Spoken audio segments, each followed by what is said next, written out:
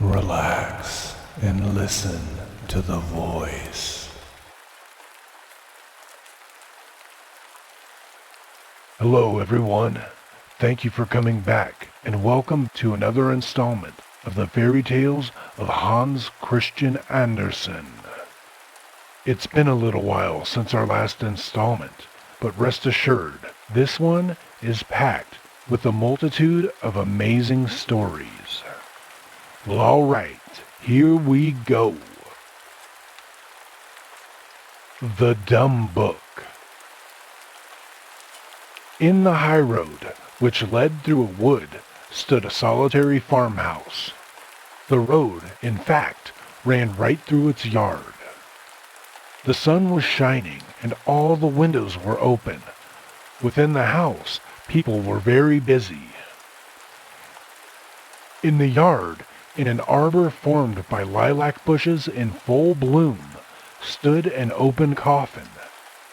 Thither they had carried a dead man, who was to be buried that very afternoon. Nobody shed a tear over him. His face was covered over with a white cloth. Under his head they had placed a large, thick book, the leaves of which consisted of folded sheets of blotting paper, and withered flowers lay between them.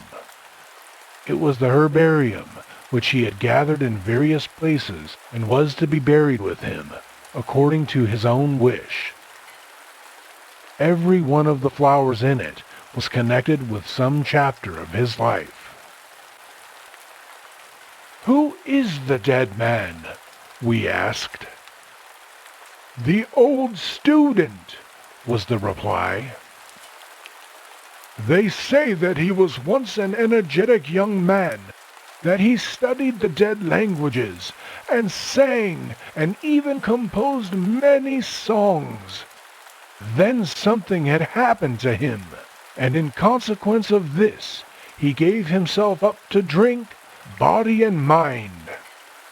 When at last he had ruined his health, they brought him into the country, where someone paid for his board and residence. He was gentle as a child, as long as the sullen mood did not come over him.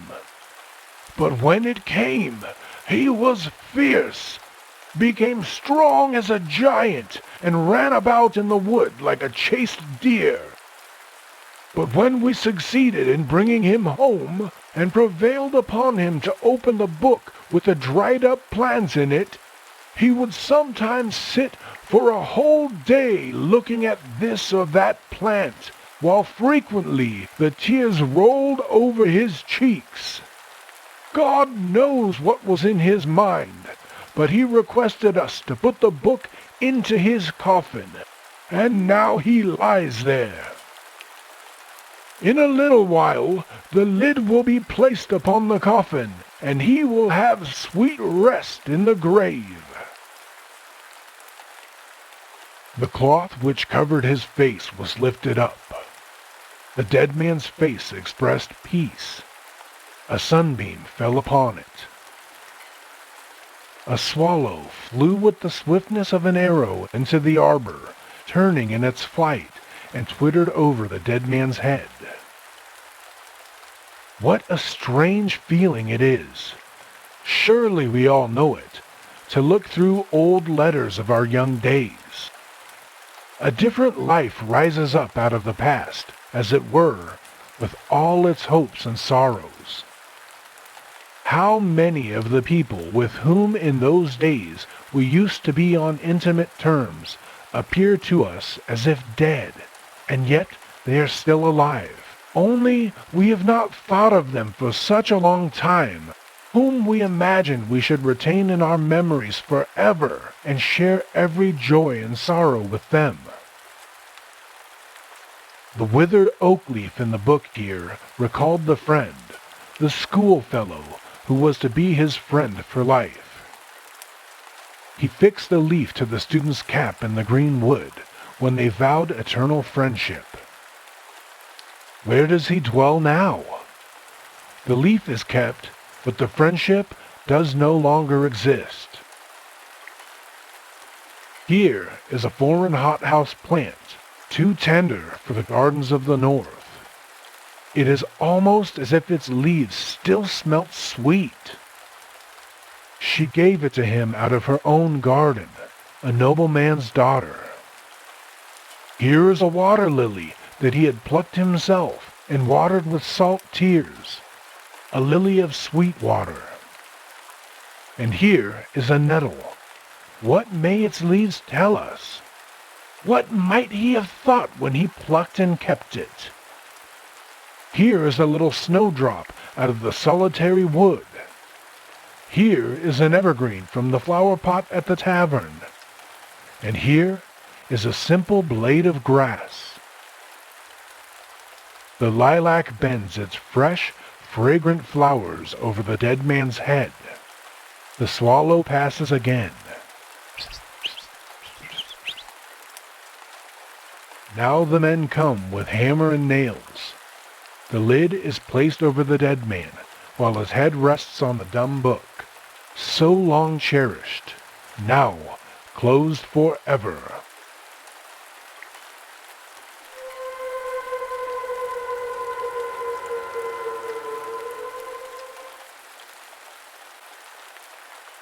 The Old Gravestone. In a house with a large courtyard in a provincial town, at that time of the year in which people say the evenings are growing longer, a family circle were gathered together at their old home. A lamp burned on the table, although the weather was warm and mild, and the long curtains hung down before the open windows, and without the moon shone brightly in the dark blue sky. But they were not talking of the moon, but of a large old stone that lay below in the courtyard, not very far from the kitchen door. The maids often laid the clean copper saucepans and kitchen vessels on this stone, that they might dry in the sun, and the children were fond of playing on it. It was, in fact, an old gravestone. "Yes," said the master of the house, "I believe the stone came from the graveyard of the old Church of the Covenant, which was pulled down, and the pulpit, the monuments, and the gravestones sold. My father bought the latter. Most of them were cut in two and used for paving stones, but that one stone was preserved whole and laid in the courtyard." "Anyone can see that it is a gravestone," said the eldest of the children. "The representation of an hourglass and part of the figure of an angel can still be traced, but the inscription beneath it is quite worn out, excepting the name Preben and a large S close by it. And a little further down, the name of Martha can easily be read, but nothing more. And even that cannot be seen unless it has been raining or when we have washed the stone." "Dear me, how singular! Why, that must be the gravestone of Preben Schwein and his wife." The old man who said this looked old enough to be the grandfather of all present in the room. "Yes," he continued, "these people were among the last who were buried in the churchyard of the old convent. They were a very worthy old couple. I can remember them well in the days of my boyhood. Everyone knew them, and they were esteemed by all. They were the oldest residents in the town, and people said they possessed a ton of gold. Yet they were always very plainly dressed in the coarsest stuff, but with linen of the purest whiteness. Preben and Martha were a fine old couple, And when they sat on the bench at the top of the steep stone steps in front of their house, with the branches of the linden tree waving above them, and nodded in a gentle, friendly way to passers-by, it really made one feel quite happy. They were very good to the poor. They fed them and clothed them, and in their benevolence there was judgment as well as true Christianity. The old woman died first. That day is still quite vividly before my eyes. I was a little boy and had accompanied my father to the old man's house. Martha had fallen into the sleep of death just as we arrived there. The corpse lay in the bedroom near to the one in which we sat, and the old man was in great distress and weeping like a child.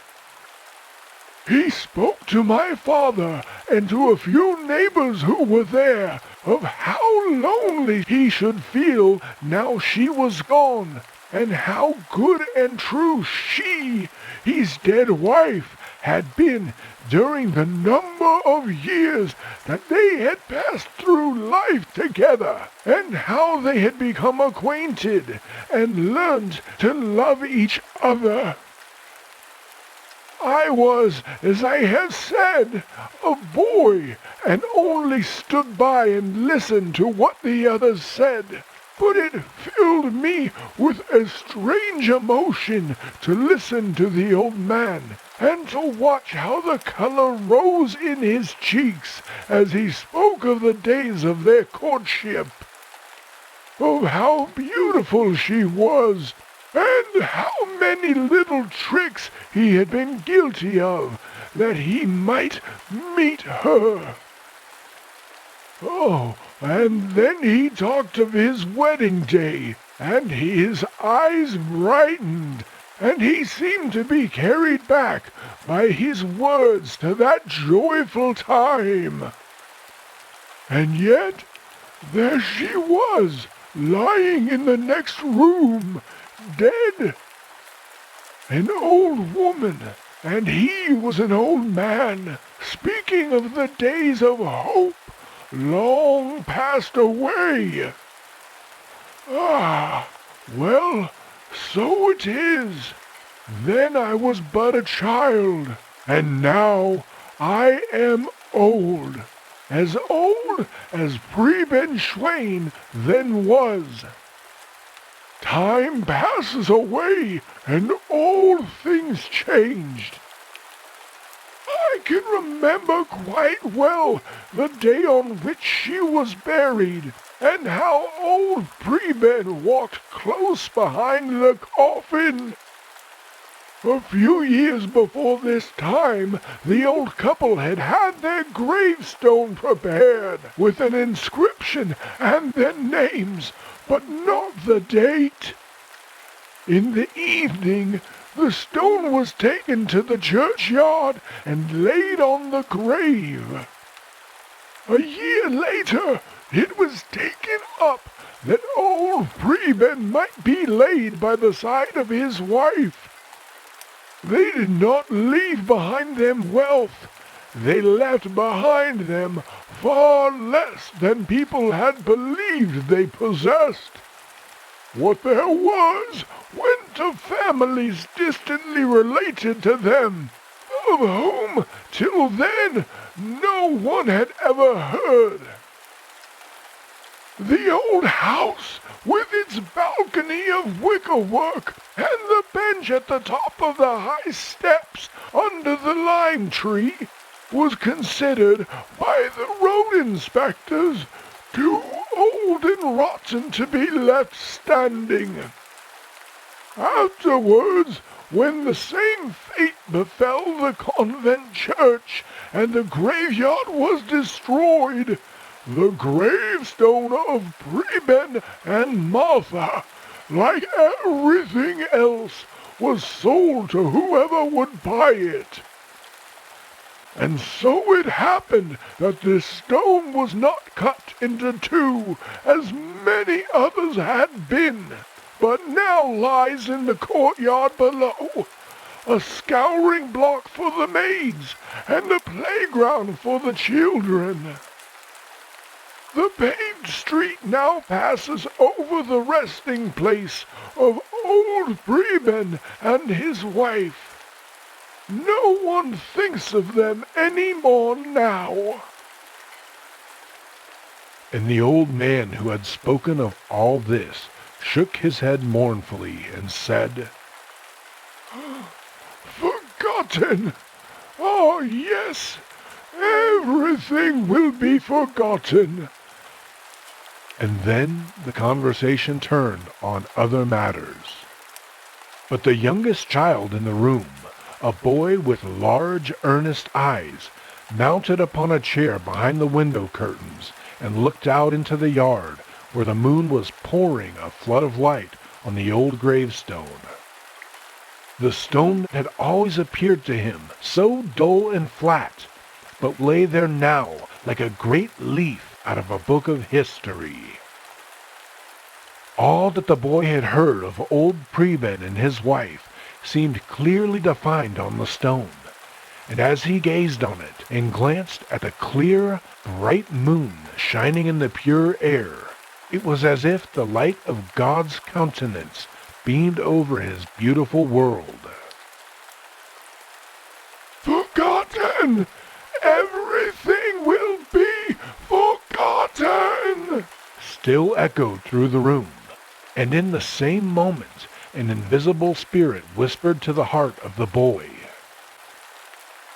"Preserve carefully the seed that has been entrusted to thee, that it may grow and thrive. Guard it well.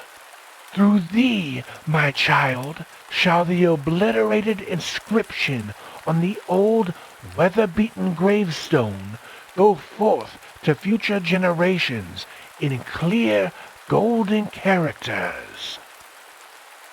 The old pair shall again wander through the streets, arm in arm, or sit with their fresh, healthy cheeks on the bench under the lime tree, and smile and nod at rich and poor. The seed of this hour shall ripen in the course of years into a beautiful poem. The beautiful and the good are never forgotten. They live always in story or in song."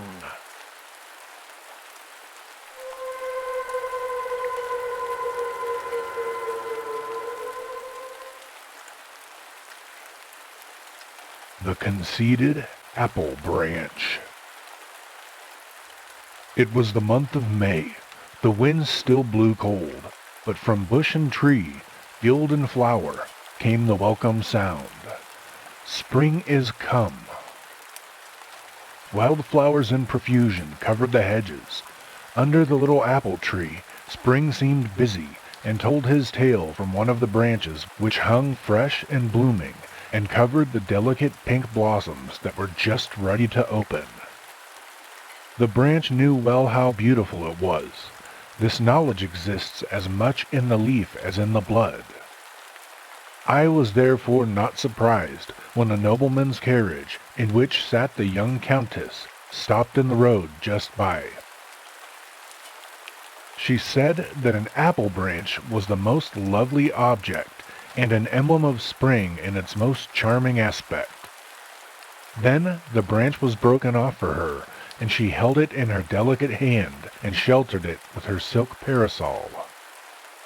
Then they drove to the castle, in which were lofty halls and splendid drawing rooms.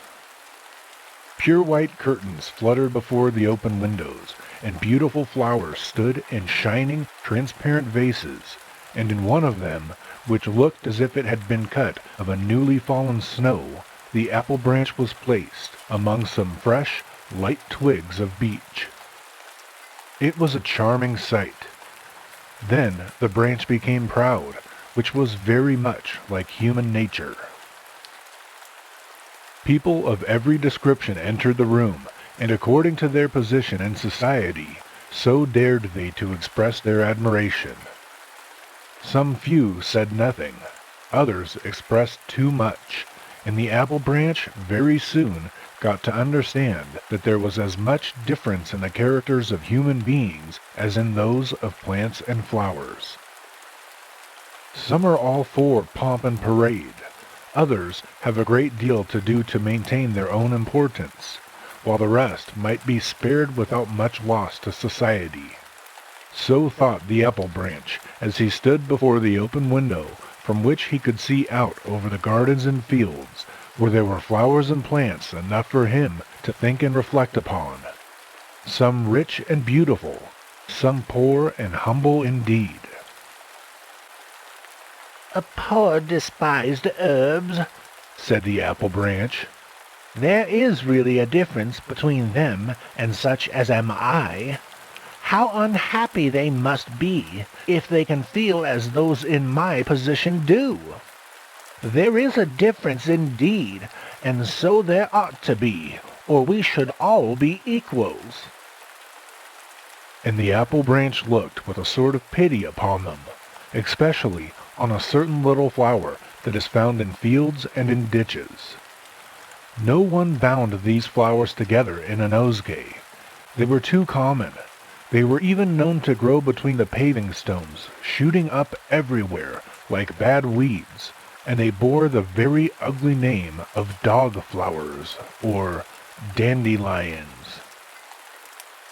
"Poor despised plants," said the apple bough. "It is not your fault that you are so ugly, and that you have such an ugly name, but it is with plants as with men. There must be a difference." "A difference?" cried the sunbeam, as he kissed the blooming apple branch, and then kissed the yellow dandelion out in the fields. All were brothers, and the sunbeam kissed them, the poor flowers as well as the rich. The apple bough had never thought of the boundless love of God, which extends over all the works of creation, over everything which lives and moves, and has its being in him. He had never thought of the good and beautiful, which are so often hidden, but can never remain forgotten by him, not only among the lower creation, but also among men. The sunbeam, the ray of light, knew better. "You do not see very far, nor very clearly," he said to the apple branch. "What is the despised plant you so specially pity?" "The dandelion," he replied. "No one ever places it in a nosegay. It is often trodden underfoot, and there are so many of them, and when they run to seed, they have flowers like wool, which fly away in little pieces over the roads, and cling to the dresses of the people. They are only weeds, but of course there must be weeds. Oh, I am really very thankful that I was not made like one of these flowers." There came presently across the fields a whole group of children, the youngest of whom was so small that it had to be carried by the others, and when he was seated on the grass among the yellow flowers, he laughed aloud with joy, kicked out his little legs, rolled about, plucked the yellow flowers, and kissed them in a childlike innocence. The elder children broke off the flowers with long stems, bent the stalks one round the other to form links, and made first a chain for the neck, then one to go across the shoulders and hang down to the waist, and at last a wreath to wear round the head, so that they looked quite splendid in their garlands of green stems and golden flowers. But the eldest among them gathered carefully the faded flowers, on the stems of which was grouped together the seed, in the form of a white feathery coronal. These loose, airy wool flowers are very beautiful, and look like fine snowy feathers or down. The children held them to their mouths and tried to blow away the whole coronal with one puff of the breath. They had been told by their grandmothers that whoever did so would be sure to have new clothes before the end of the year.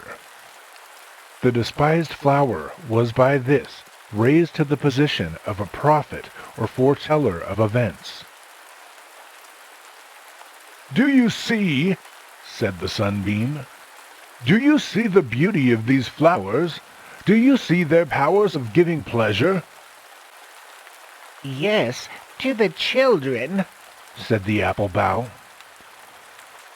By and by, an old woman came into the field, and, with a blunt knife without a handle, began to dig round the roots of some of the dandelion plants and pull them up. With some of these she intended to make tea for herself, but the rest she was going to sell to the chemist and obtain some money. "But beauty is of higher value than all this," said the apple tree branch. "Only the chosen ones can be admitted into the realms of the beautiful. There is a difference between plants, just as there is a difference between men."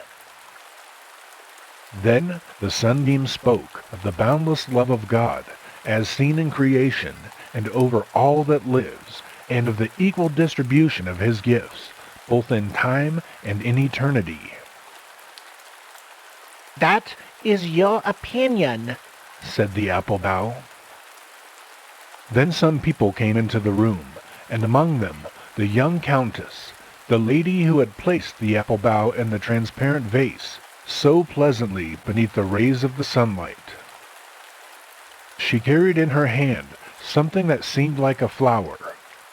The object was hidden by 2 of 3 great leaves, which covered it like a shield, so that no draught or gust of wind could injure it, and it was carried more carefully than the apple branch had ever been. Very cautiously the large leaves were removed, and there appeared the feathery seed crown of the despised dandelion. This was what the lady had so carefully plucked and carried home so safely covered, so that not one of the delicate feathery arrows of which its mist-like shape was so lightly formed should flutter away. She now drew it forth quite uninjured, and wondered at its beautiful form and airy lightness and singular construction, so soon to be blown away by the wind. "See," she exclaimed, "how wonderfully God has made this little flower. I will paint it with the apple branch together. Everyone admires the beauty of the apple bough, but this humble flower has been endowed by heaven with another kind of loveliness, and although they differ in appearance, both are the children of the realms of beauty." Then the sunbeam kissed the lowly flower, and he kissed the blooming apple branch, upon whose leaves appeared a rosy blush.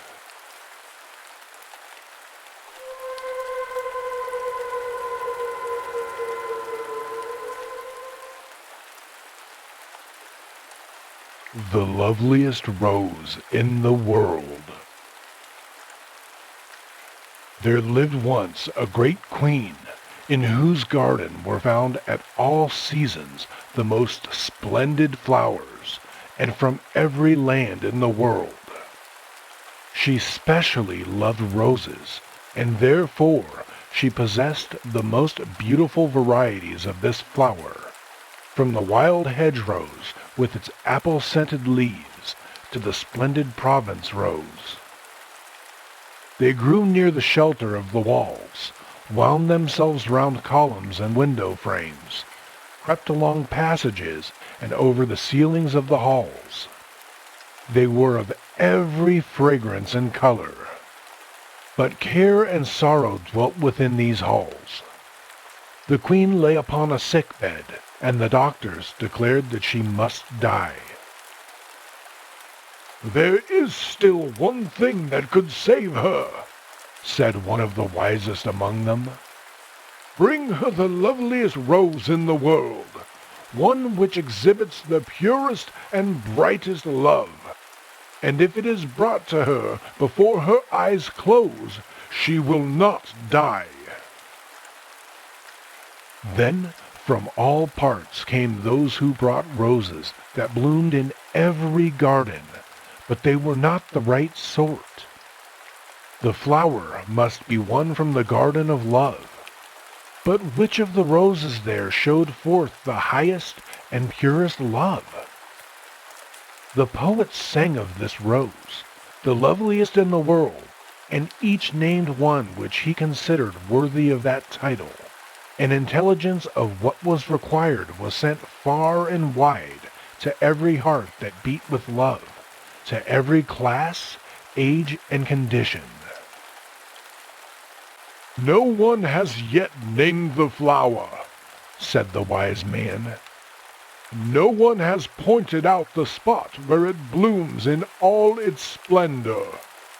It is not a rose from the coffin of Romeo and Juliet, or from the grave of Walberg, though these roses will live in everlasting song.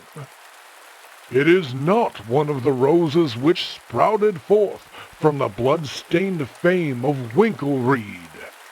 The blood which flows from the breast of a hero who dies for his country is sacred, and his memory is sweet, and no rose can be redder than the blood which flows from his veins.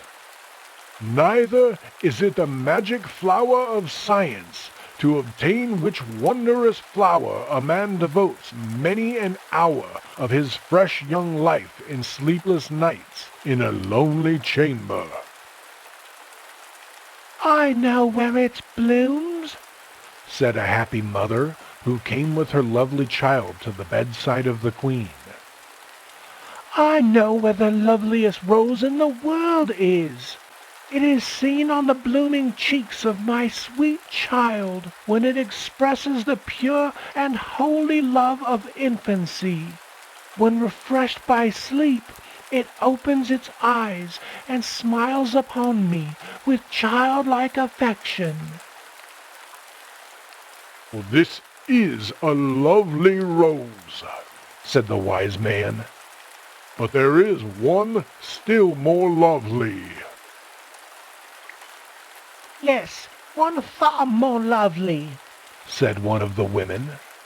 "I have seen it, and a loftier and purer rose does not bloom. But it was white, like the leaves of a blush rose. I saw it on the cheeks of the queen. She had taken off her golden crown, and through the long, dreary night she carried her sick child in her arms. She wept over it, kissed it, and prayed for it as only a mother can pray in that hour of her anguish."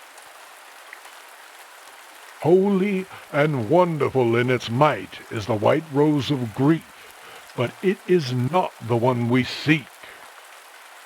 "No, the loveliest rose in the world I saw at the Lord's table," said the good old bishop. "I saw it shine as if an angel's face had appeared. A young maiden knelt at the altar and renewed the vows made at her baptism, and there were white roses and red roses on the blushing cheeks of that young girl. She looked up to heaven with all the purity and love of her young spirit, in all the expression of the highest and purest love." "May she be blessed," said the wise man. "But no one has yet named the loveliest rose in the world." Then there came into the room a child, the queen's little son. Tears stood in his eyes and glistened on his cheeks. He carried a great book, and the binding was of velvet with silver clasps. "Mother," cried the little boy, "only hear what I have read." and the child seated himself by the bedside and read from the book of him who suffered death on the cross to save all men, even who are yet unborn. He read, "Greater love hath no man than this." And as he read, a roseate hue spread over the cheeks of the queen, and her eyes became so enlightened and clear that she saw from the leaves of the book a lovely rose spring forth, a type of him who shed his blood on the cross. "I see it," she said. "He who beholds this, the loveliest rose on earth, shall never die."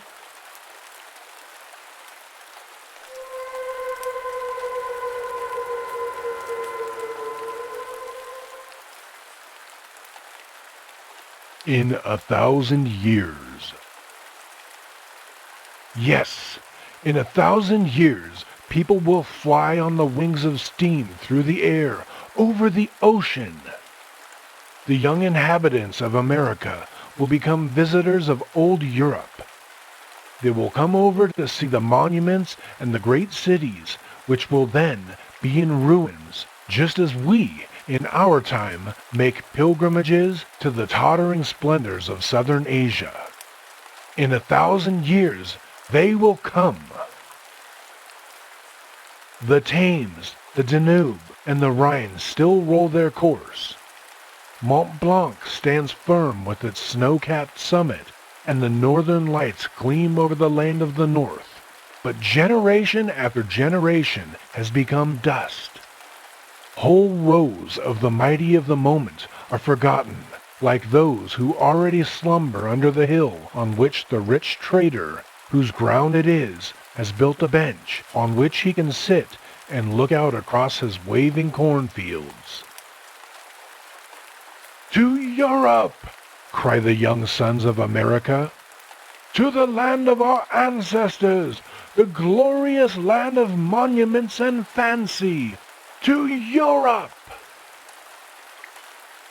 The ship of the air comes. It is crowded with passengers, for the transit is quicker than by sea. The electromagnetic wire under the ocean has already telegraphed the number of the aerial caravan. Europe is in sight. It is the coast of Ireland that they see, but the passengers are still asleep. They will not be called till they are exactly over England. There they will first step on European shore, in the land of Shakespeare, as the educated call it, in the land of politics, the land of machines, as it is called by others. Here they stay a whole day. That is all the time the busy race can devote to the whole of England and Scotland. Then the journey is continued through the tunnel under the English Channel to France, the land of Charlemagne and Napoleon.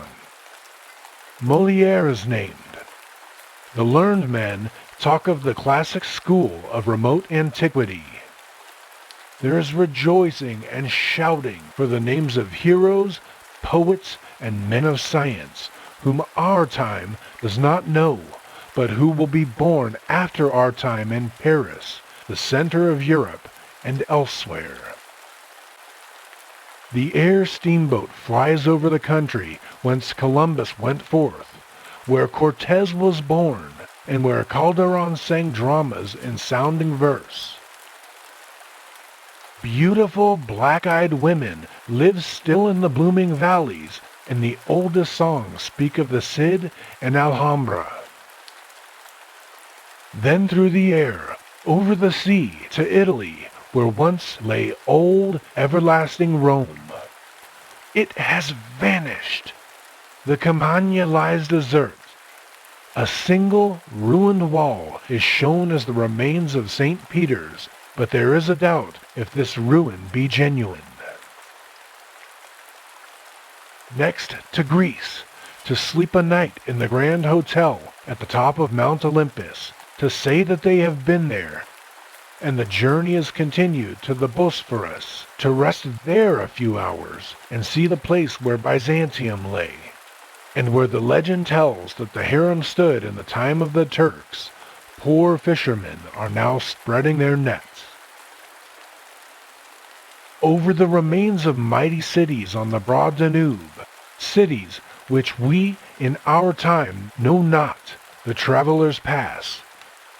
But here and there, on the rich sites of those that time shall bring forth, the caravan sometimes descends and departs thence again. Down below lies Germany, that was once covered with a close net of railways and canals, the region where Luther spoke, where Goethe sang, and Mozart once held the scepter of harmony. Great names shine there, in science and in art, names that are unknown to us. One day devoted to seeing Germany, and one for the north, the country of Oersted and Linnaeus, and for Norway, the land of the old heroes and the young Normans. Iceland is visited on the journey home. The geysers burn no more. Hekla is an extinct volcano, but the rocky island is still fixed in the midst of the foaming sea, a continual monument of legend and poetry. There is really a great deal to be seen in Europe, says the young American, and we have seen it in a week, according to the directions of the great traveler. And here he mentions the name of one of his contemporaries in his celebrated work, How to See All Europe in a Week.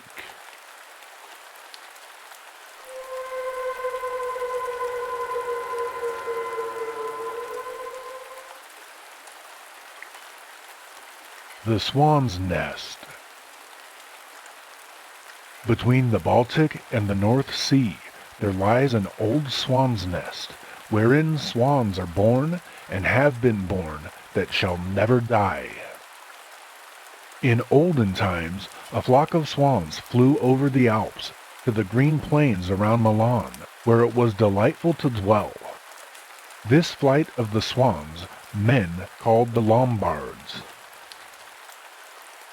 Another flock, with shining plumage and honest eyes, soared southward to Byzantium. The swans established themselves there, close by the emperor's throne, and spread their wings over him as shields to protect him. They received the name of Varangians. On the coast of France, there sounded a cry of fear for the blood-stained swans that came from the north with fire under their wings, and the people prayed, "Heaven deliver us from the wild Northmen."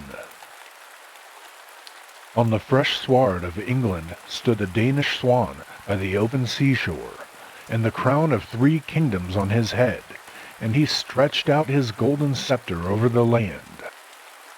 The heathens on the Pomeranian coast bent the knee, and the Danish swans came with the banner of the cross and with the drawn sword. That was in very old times, you say. In later days, 2 mighty swans have been seen to fly from the nest. A light shone far through the air, far over the lands of the earth. The swan, with the strong beating of his wings, scattered the twilight mists, and the starry sky was seen, and it was as if it came nearer to the earth. That was the swan Tycho Brahe. Yes, then, you say, but in our own days? We have seen swan after swan by inglorious flight. One let his pinions glide over the strings of the golden harp, and it resounded through the north. Norway's mountains seemed to rise higher in the sunlight of former days. There was a rustling among the pine trees and the birches, and the gods of the north, the heroes and the noble women, showed themselves in the dark forest depths. We have seen a swan beat with his wings upon the marble crag, so that it burst, and the forms of beauty imprisoned in the stones stepped out to the sunny day, and men in the lands round about lifted up their heads to behold these mighty forms.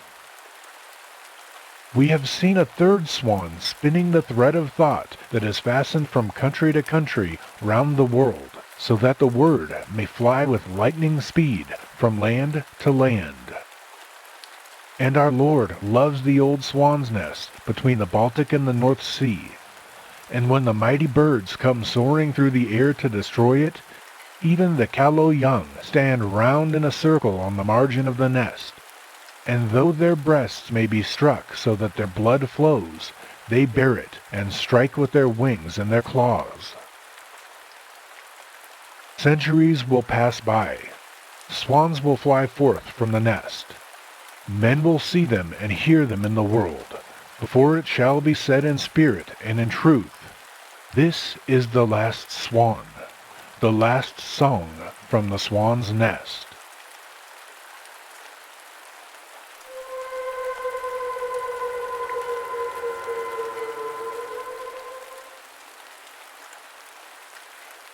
The Story of the Year.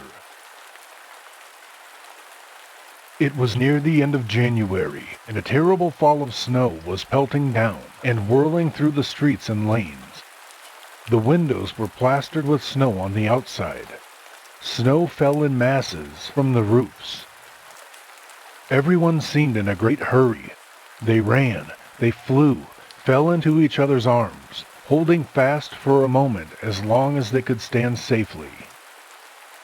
Coaches and horses looked as if they had been frosted with sugar. The footmen stood with their backs against the carriages, so as to turn their faces from the wind. The foot passengers kept within the shelter of the carriages, which could only move slowly on in a deep snow. At last the storm abated, and a narrow path was swept clean in front of the houses. When two persons met in this path, they stood still, for neither liked to take the first step on one side into the deep snow to let the other pass him. There they stood silent and motionless, till at last, as if by tacit consent, they each sacrificed a leg and buried it in the deep snow. Towards evening, the weather became calm. The sky, cleared from the snow, looked more lofty and transparent, while the stars shone with new brightness and purity. The frozen snow crackled underfoot, and was quite firm enough to bear the sparrows who hopped upon it in the morning dawn. They searched for food in the path which had been swept, but there was very little for them, and they were terribly cold. "Tweet, tweet," said one to another. "They call this a new year, but I think it is worse than the last. We might just as well have kept the old year. I am quite unhappy, and I have a right to be so." "Yes, you have. And yet the people ran about and fired off guns to usher in the new year," said a little shivering sparrow. "They threw things against the doors and were quite beside themselves with joy because the old year had disappeared. I was glad too, for I expected we should have some warm days, but my hopes have come to nothing. It freezes harder than ever. I think mankind have made a mistake in reckoning time." "That they have," said a third, an old sparrow with a white poll. "They have something they call a calendar. It's an invention of their own, and everything must be arranged according to it, but it won't do. When spring comes, then the year begins. It is the voice of nature, and I reckon by that." "But when will spring come?" asked the others. "It will come when the stork returns, but he is very uncertain, and here in the town no one knows anything about it.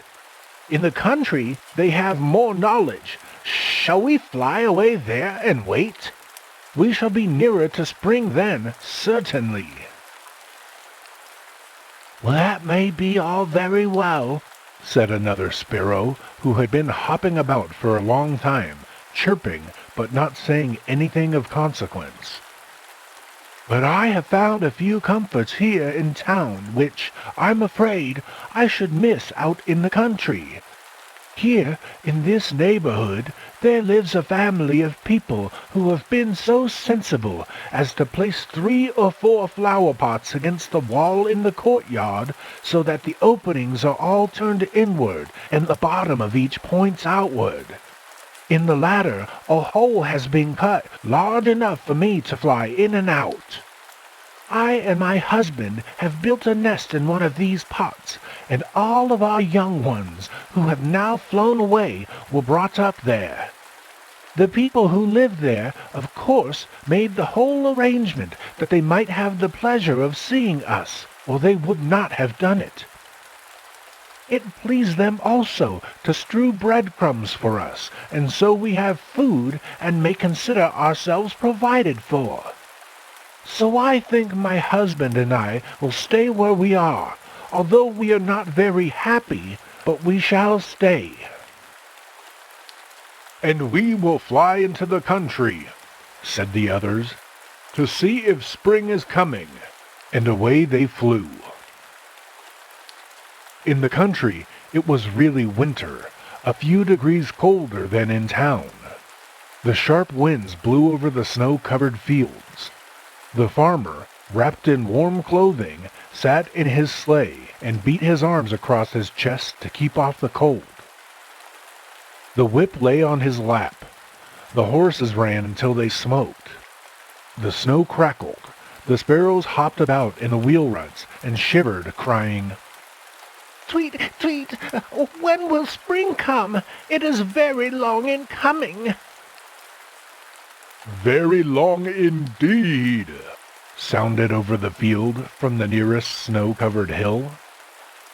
It might have been the echo which people heard, or perhaps the words of that wonderful man who sat high on a heap of snow, regardless of wind or weather. He was in all white. He had on a peasant's coarse white coat of frieze. He had long white hair, a pale face, and large, clear blue eyes. "Who is that old man?" asked the sparrows. I know who he is, said an old raven who sat on the fence and was condescending enough to acknowledge that we are all equal in the sight of heaven, even as little birds, and therefore he talked with the sparrows and gave them the information they wanted. I know who the old man is, he said. It is Winter, the old man of last year. He is not dead, as the calendar says, but acts as the guardian to little Prince Spring, who is coming. Winter rules here still. The cold makes you shiver, little ones, does it not?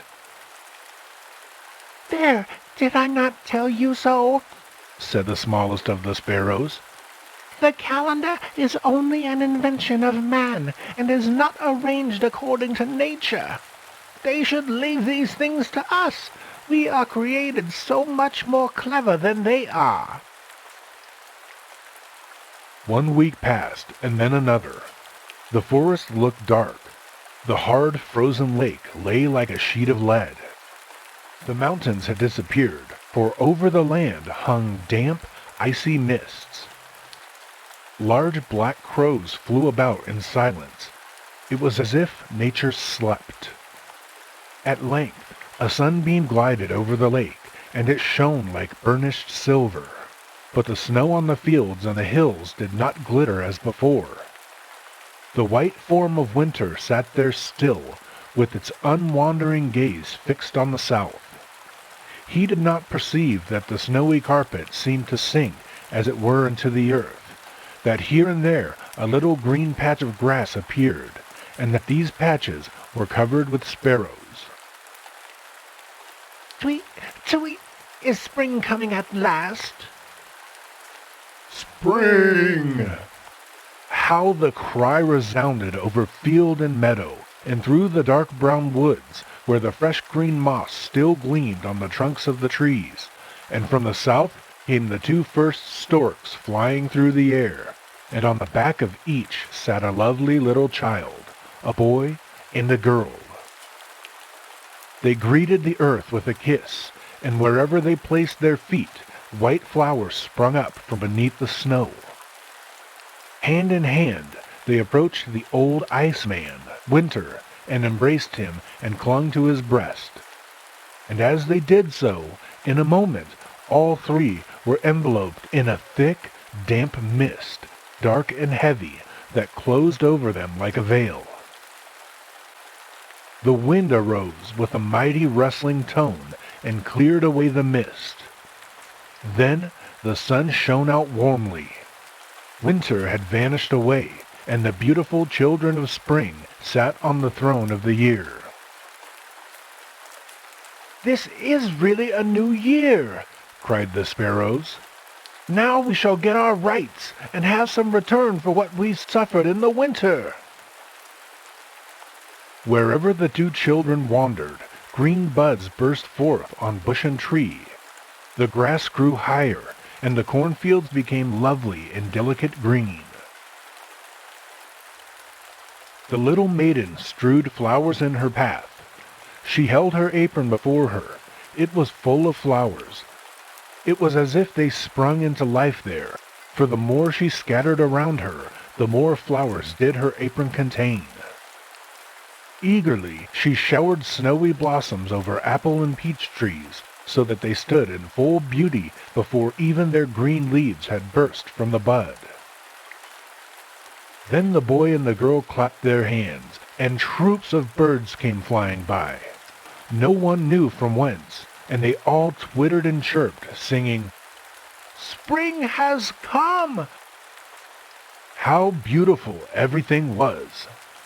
Many an old dame came forth from her door into the sunshine and shuffled about with great delight, glancing at the golden flowers which glittered everywhere in the fields, as they used to do in her young days.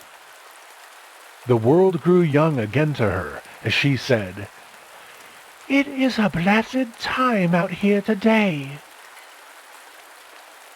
The forest already wore its dress of dark green buds. The thyme blossomed in fresh fragrance.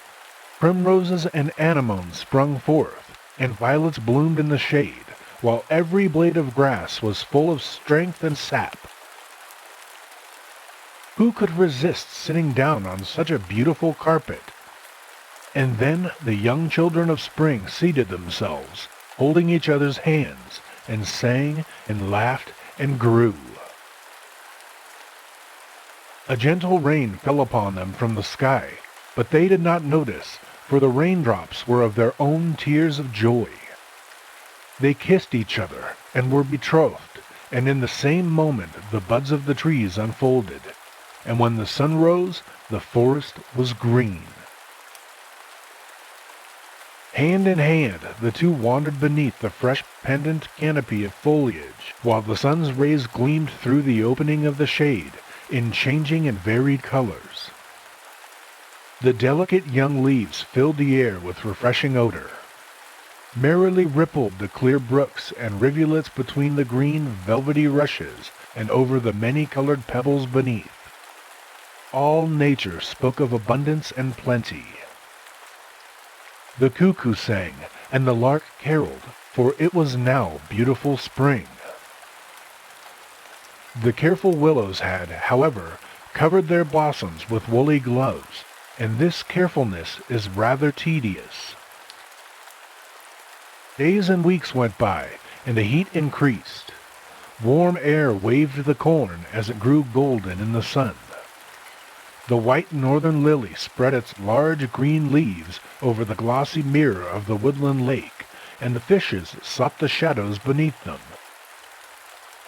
In a sheltered part of the wood, the sun shone upon the walls of the farmhouse, brightening the blooming roses and ripening the black, juicy berries which hung on the loaded cherry trees with its hot beams. Here sat the lovely wife of summer, the same who we have seen as a child and a bride. Her eyes were fixed on the dark gathering clouds, which in wavy outlines of black and indigo were piling themselves up like mountains, higher and higher. They came from every side, always increasing like a rising rolling sea. Then they swooped towards the forest, where every sound had been silenced as if by magic, every breath hushed, every bird mute. All nature stood still in grave suspense.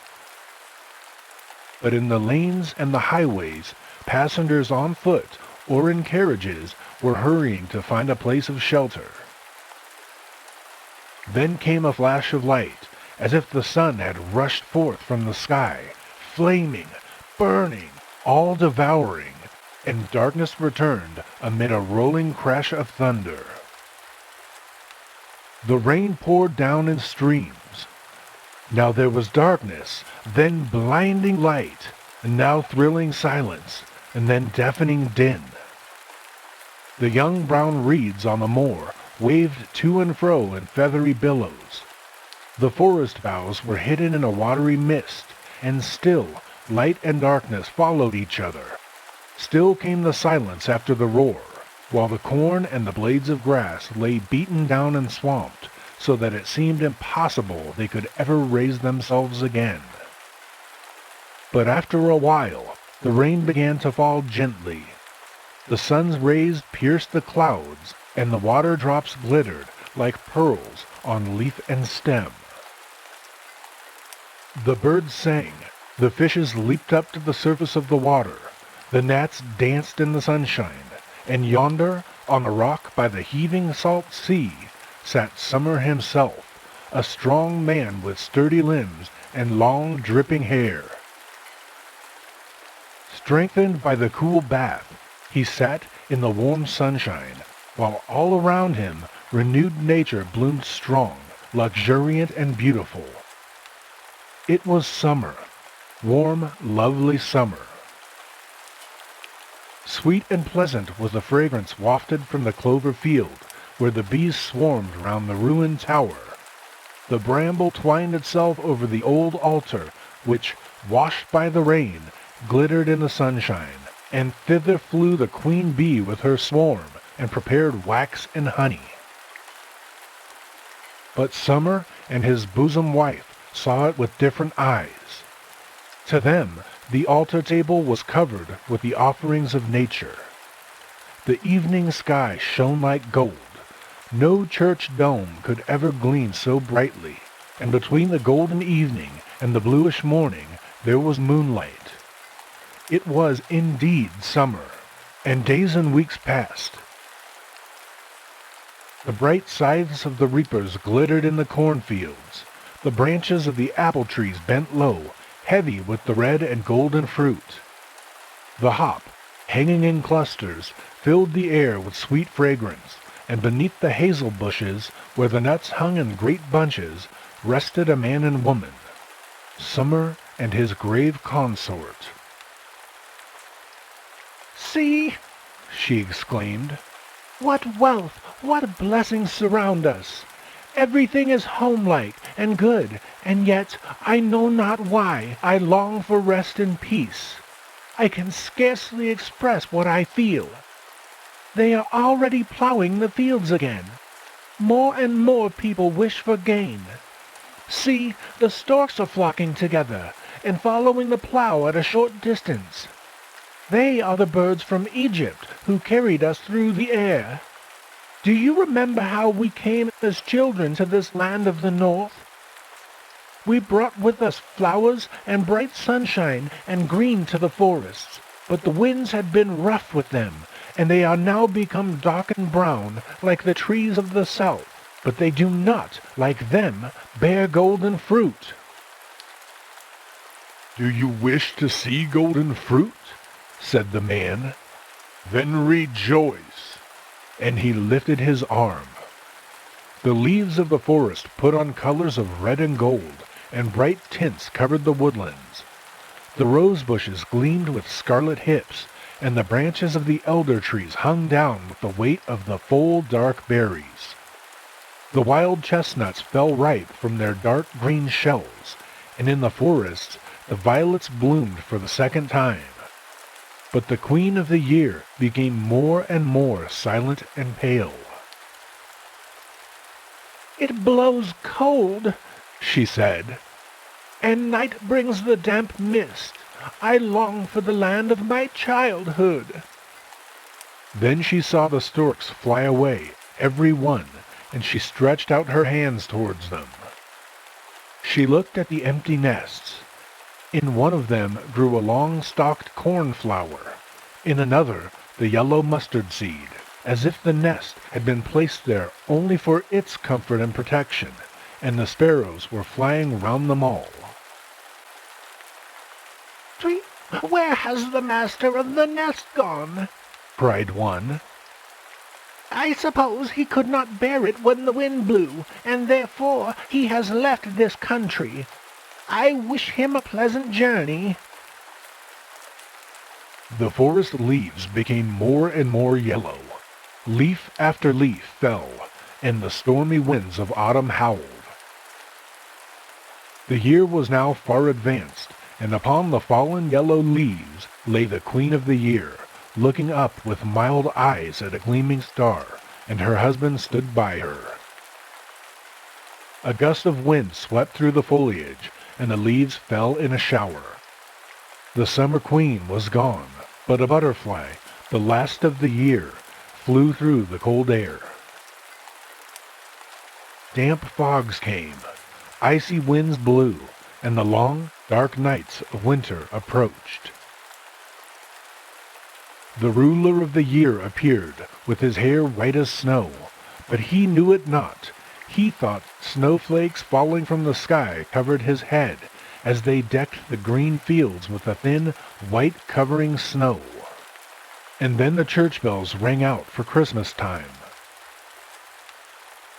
"The bells are ringing for the newborn year," said the ruler. "Soon will a new ruler and his bride be born, and I shall go to rest with my wife in yonder light-giving star." In the fresh green fir-wood, where the snow lay all around, stood the angel of Christmas, and consecrated the young trees that were to adorn his feast. "May there be joy in the rooms and under the green boughs," said the old ruler of the year. In a few weeks he had become a very old man, with hair as white as snow. "My resting time draws near. The young pair of the year will soon claim my crown and scepter." "But the night is still thine," said the angel of Christmas. "for power, but not for rest. Let the snow lie warmly upon the tender seed.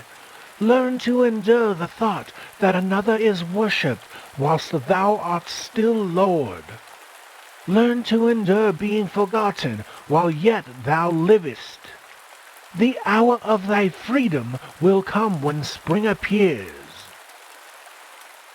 "And when will spring come?" asked Winter. "It will come when the stork returns." And with white locks and a snowy beard, cold, bent and hoary, but strong as the wintry storm, and firm as the ice, old Winter sat on the snowdrift-covered hill, looking towards the south, where Winter had sat before and gazed. The ice glittered, the snow crackled, the skaters skimmed over the polished surface of the lakes. Ravens and crows formed a pleasing contrast to the white ground, and not a breath of wind stirred. And in the still air, old Winter clenched his fists, and the ice lay fathoms deep between the lands. Then came the sparrows again out of the town, and asked, "Who is that old man?"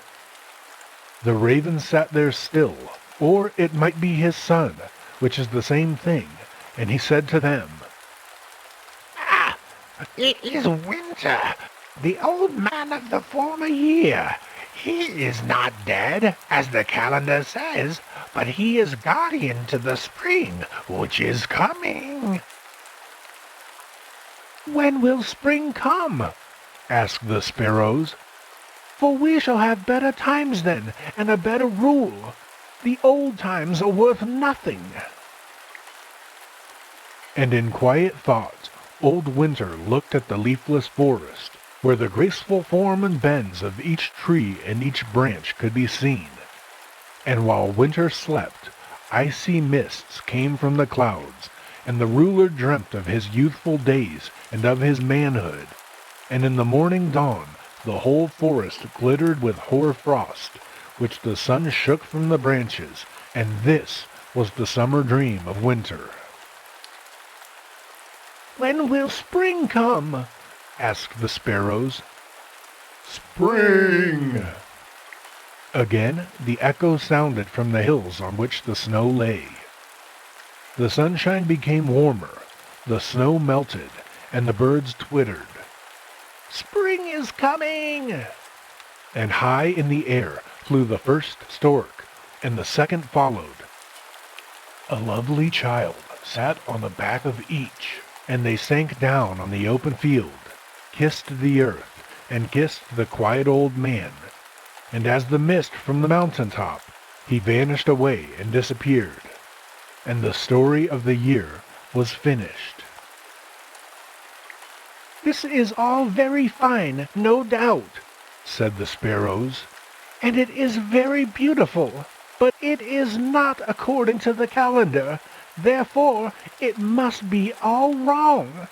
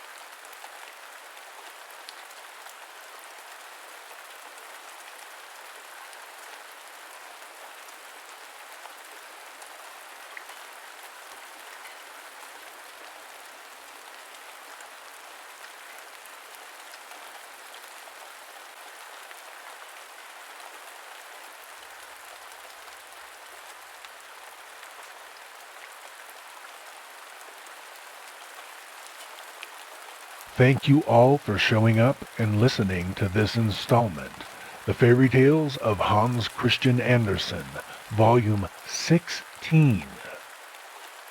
Take care of yourselves out there, be good to each other, and have sweet dreams.